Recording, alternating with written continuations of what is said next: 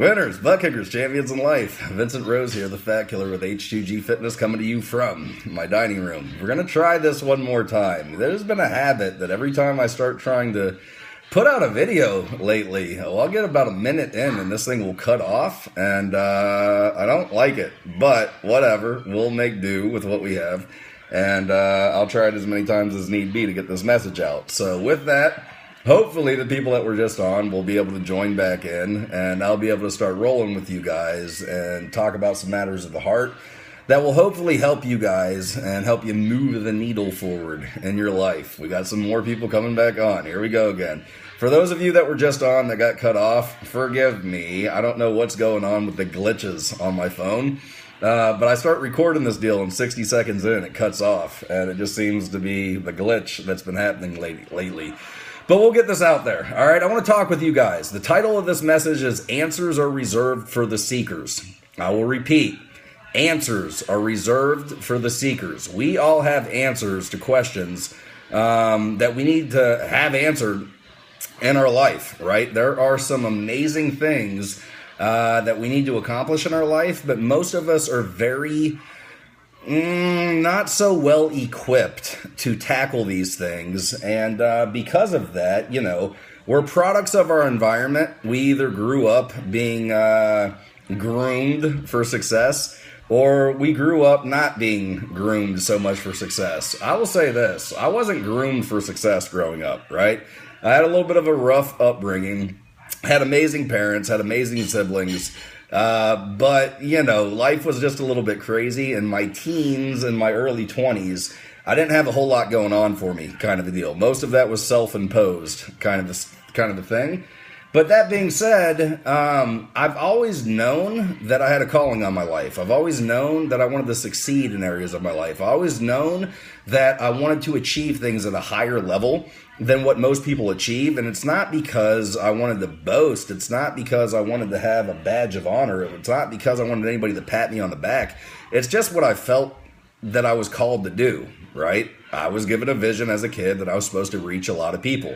And in order to be able to do that, you have to start succeeding in areas of your life. And if you weren't groomed for it, if you don't know how to prosper in these 4 areas of your life, of faith, family, finance, and fitness, you're not going to succeed very much. Well, here's the cool thing. If you want to know how to succeed in your faith, if you want to know how to succeed in your family, if you want to know how to succeed in your finances, if you want to know how to succeed in your fitness, answers are reserved for the seekers. There's an amazing passage that says, ask, and it will be given to you. Seek, and you will find. Knock, and it will be open to you. Right? So at age 22, I started asking, expecting for it to be received. I started seeking an expectation that I would find. I started knocking, knowing that it was going to be opened. And I just went off on faith, right? And most of the things that I've learned how to accomplish in my life, it's just because I seeked the answers long enough in order to be able to find out how to do it. AJ, you're a goober. Need the answers to the lottery numbers for sure. Here's the cool thing, man. You can absolutely 100% hit the lottery in your life, but you'll find the harder that you work, the luckier that you'll get. You'll get the 4-leaf clover in your life, but it's going to be because you roll up your sleeve and work. And the cool thing about AJ is not scared of hard work, which is neat. But let me just kind of give you guys some insight into all of this stuff here. I knew I wanted to succeed as a business owner, and I knew nothing about business. I knew that I wanted to be an entrepreneur, but I didn't know any. I knew that I was somebody that wanted to work for myself, but I didn't have any people in my life that worked for themselves that could teach me how to become successful in this field that I wanted to become successful in. Well, I spent a good portion of my 20s seeking answers because I learned that answers are reserved for the seekers. I found a community of people that were business owners. I found a community of people that had solid relationships. I found a community of people who had, awesome finances. And I eventually found a community of people that had their fitness down pat. And I started asking questions. I started reading books. I started listening to audios. I started attending meetings and conferences. Some of them were convenient to go to. Some of them weren't. And I started seeking these answers, and I'd get these answers and I'd apply them in my life, and all of a sudden I started to succeed, right? And it didn't happen overnight. I had to apply this principle for a very long time. For 9 years, I failed in business. I've been in business for 11. I was a failure for 9 of my 11 years, right? But I started seeking answers in leadership, started seeking answers in team building, started seeking answers in money management, started seeking answers in goal setting, started seeking answers in public speaking, started seeking answers in relationships, started seeking answers in spirituality, started seeking answers in, just different things that I knew I needed to excel in if I was going to become greater than what I was. I very much believe that all of us are created equal, but it's our fault, our own fault, if we decide to stay that way. If I wanted to have a greater life, I was going to have to be greater than what I was. So I needed to study sales. I needed to study marketing. I needed to study family. I needed to study budgeting. I needed to study public speaking. I needed to study the things that I needed to study to start applying them in my life so that way I could succeed. Answers are reserved for the seekers. I'm teaching my son this right now. He was part of the last introduction, but we got cut off here. But that being said, here's the cool thing, man. I've been given a lot of knowledge, some of it that I invested hard-earned money in. In the 9 years that I was with a previous business, I invested $150,000 over that 9 years to get the knowledge that I needed. The meetings were not for free. The conferences cost $120 a pop, and they were never in my state. I had to travel to get to them. The books I had to purchase, the CDs and audios I had to buy, right? The mentors, I had to find a way to get around them and earn the right to get time on their calendar so that they could sow into my heart and into my mind so that I could apply these things in my life. It wasn't easy seeking the knowledge, but I was going to seek it diligently until I learned it, applied it, mastered it, and had it produce a crop in my life. Everything I'm doing right now was because I was operating on a principle that answers are reserved for the seekers. Here's a tip. I'm, in every sense of the word, successful in the fitness community. I'm not certified. I didn't go to school for this. I don't have any degrees. I don't have any, acronyms beside my name. I don't have any of that mess. Vincent, how do you learn everything that you know in fitness? Answers are reserved for the seekers. I cut on YouTube, started watching fitness YouTube personalities, and for 2 years of my life, I would study fitness for 6 to 8 hours a day. And I did it for free. Yes, I'm a little bit of an insomniac. Yes, I don't sleep as much as the average Joe. Yes, when everybody else is, at nighty-night at 1 or 2 in the morning, I'm not.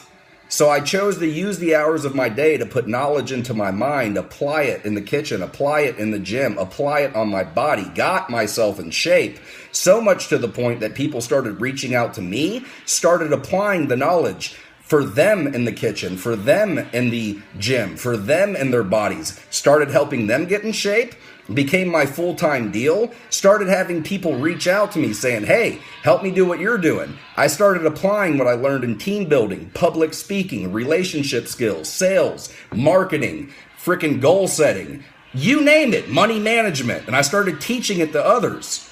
Where did I learn all of this? Answers are reserved for the seekers. I didn't just automatically know this stuff. I have invested 11 years of my life studying success. Why? So I can be successful. Answers are reserved for the seekers. Are you getting your butt kicked in areas of your life? Probably. We all are. Here's a tip, so am I. I'm not immune to life. Life wipes its dirty hands on us all. But want to know what happens when life starts wiping its dirty hands on you? You better start seeking answers to figure out how to overcome, achieve victory, and have greatness happening in your life because you're putting good stuff in and then good stuff comes out. Good stuff in, good stuff out. Good stuff in, good stuff out. Want to know a tip? No good stuff in means no good stuff out. Life is a school, and most people check out after 12th grade. You're 18 years old on 12th grade. Let me ask you a question. You've gotten out of 12th grade? How many books have you read since you got out of school? You see the bookshelf behind me? Why do I know how to public speak? Those books. Why do I know how to goal set? Those books. Why do I know about leadership? Those books. Why do I know about team building? Those books. Why do I know about relationship skills? Those books. Why do I know about money management? Those books. Why do I know how to succeed in life? Those flipping books. Answers are reserved for the seekers. I wasn't going to find it watching TV or listening to some freaking hip-hop star freaking trying to entertain my butt. I was going to learn it with a pen in my hand, a highlighter in my other, a book in front of my face, studying the things that I wanted to succeed at, applying those principles in my life. And if I wasn't reading it, I was listening to it. And if I wasn't listening to it, I was getting around somebody that was willing to teach me. Which brings me to my next point. You need a mentor. You need a coach. You need somebody in your life that's further along than you that you can lean on for strength. Learn what they've learned because they can teach you things that you don't know because you don't know what you don't know. If you want to learn more about fitness, get somebody else you're going to bring into your life that is more successful in fitness. If you want to learn about finances, don't talk to your neighbor. They're living in the same neighborhood as you. If they knew how to earn money and get out of that neighborhood, they wouldn't be living next to you. Or if they are living in the apartment next to you. If they knew how to make enough money, if they were so good, if they were such an expert on finances, they wouldn't be as broke as you. Get around people that are succeeding financially. Get around people that are succeeding in their fitness. Get around people that have solid faiths. Get around people that have solid marriages and relationships. Learn from these people. And here's a tip. It's not easy to get on their calendar. Why? If they are a true mentor, if they are somebody that is successful, they're not sitting on their butt waiting to teach somebody. They're moving. And if you want to get on their calendar, you have to earn the right. I've had many mentors in my life. Why? Squeaky wheel gets the oil. Hey, can I buy you a cup of coffee? I'm busy. Hey, can I buy you a cup of coffee? I'm busy. Hey, can I buy you a cup of coffee? I'm busy. All right, you're busy. Where are you going? I'm going here. Let me get in the car with you for 15 minutes and pick your freaking brain because you ain't getting rid of me, homeboy. You're going to teach me something. There's a law, a principle of the 33%. 33% of your time you need to spend every day, every single day. 33% of your time you need to spend with people that are below your level. Why? Because you have an obligation to help people.